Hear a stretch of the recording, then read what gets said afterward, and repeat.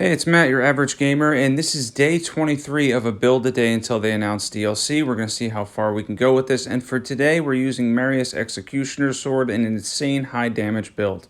This character currently is on journey 5, I believe. It's either 4 or 5, so we're decently far in, and we're able to do a really good amount of damage. We're going to show how to buff this, how to maximize the damage from it, and basically how to rip through the majority of bosses in Elden Ring using Marais Executioner's sword, one of the best, if not the best, pure melee weapon in the entire game of Elden Ring.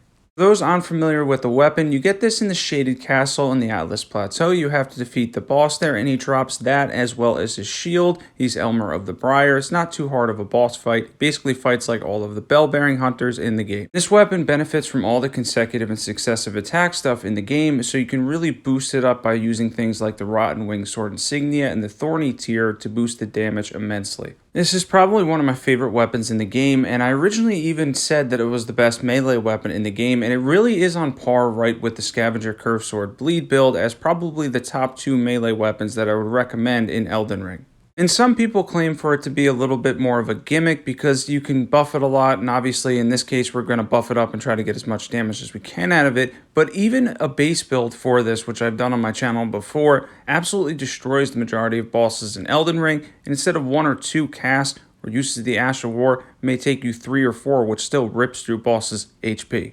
The damage cap on this weapon is extremely high. For those that haven't used it, this is a weapon that you absolutely have to try if you want to have fun in Elden Ring. This is a blast to use. It absolutely rages destruction. It can be buffed like crazy, and it's a ton of fun to use to boot. Yeah, this is definitely a fun one to buff too. So if you're into buffs, if you like doing a lot of stuff before you fight bosses, and this is a really funny one to use in the sense of how much damage, you're going to be surprised if you never used it before, how easily you can destroy bosses. So I'm going to show the buffing order again later, but let's give you an idea of how this goes. First, we're going to drink our tear after we proc the Black Dumpling, which gives us an extra 10% when you go mad. We're going to use Golden Vow, Blessings Boon, Howl, Shabriri, and of course we're going to poison proc too to activate the Mushroom Crown and Kindred Exultation. And while I do run up here, I end up missing him the first time, but it doesn't matter because the second one connects and you're going to see the extreme damage it does on both these guys because there is 2 of them and they take a lot of damage from this. Again, even though it is slow, it's such high damage that it makes up for how slow it is. And I know that's the most commonly complained thing about Marais Executioner. People say, oh, it's too slow or it's a lot of gimmick, but it really just takes timing, just like using Ancient Dragon Lightning Strike or even having to set up Comet Azure.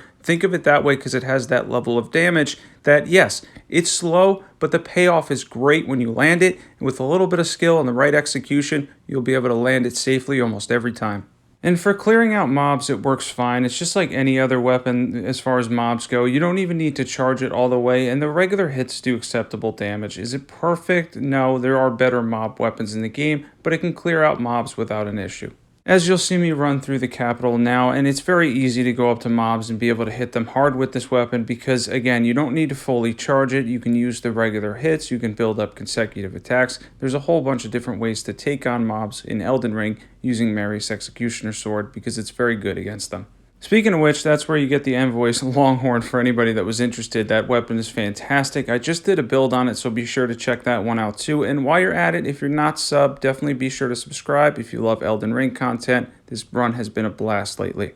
Yeah, this is definitely a mob destroyer along with boss destroyer. And again, it is better against bosses than it is mobs, but you're not going to have an issue with this weapon because it's just so powerful in general. It also works fantastically for NPC, enemies, and invaders as well. For quick run-throughs, I recommend just doing something simple like Golden Vow and then Flame Grant Me Strength or Howl Shabriri, but you really only need Golden Vow and then whatever talismans you have because you'll be able to destroy mobs like these ones, you know, the NPC invader types, very quickly, including this guy who can be a pain sometimes with the ridiculous amount of stuff he can parry. He went down very fast without an issue. Now for a walkthrough for the capital seems to continue here as we just keep on going through the capital. I didn't realize there was so much capital stuff in this video. However, it is a fantastic area in Elden Ring, and the fact that it's mid-game and we're on journey 4 or 5, this does pose enough of a challenge to really show off the build. And this is another tough one. This is another tough NPC enemy that's right here, and he gets completely destroyed by it because it also knocks them down as well. It can knock Melania down, by the way, so it's very powerful for those instances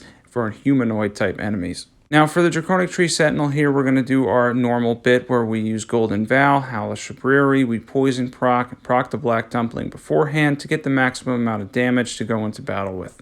And I know a lot of people were requesting a build for this one, so it was really fun to do this because it is one of my favorite weapons, and it's actually a throwback to one of the original videos that I did on my channel back when it started in May and June. I did this build, and I ended up loving it. It was the first overpowered build that I ever used in Elden Ring, and it was an absolute blast to take on bosses with it. I realized very quickly how far it can shred and that it could be boosted by the Godfrey Icon by charging it, and that there was a very good talisman set up once you realize that all the successive attack stuff tends to count for this. It really builds up an extreme level of damage. And we're going to take on Morgott here after we used this shackle, and he did kill me the first time simply for the fact that I wasn't able to get enough damage, so I ended up letting him kill me. But the second time I went in, I did get more damage out of this and ended up being able to chew through his HP a little bit faster. I did notice though that even when he was down in the shackle mode, it seemed to slow down the damage. I don't know why there was a delay there, but both times I hit him with it, there was a massive delay where the damage came up afterwards.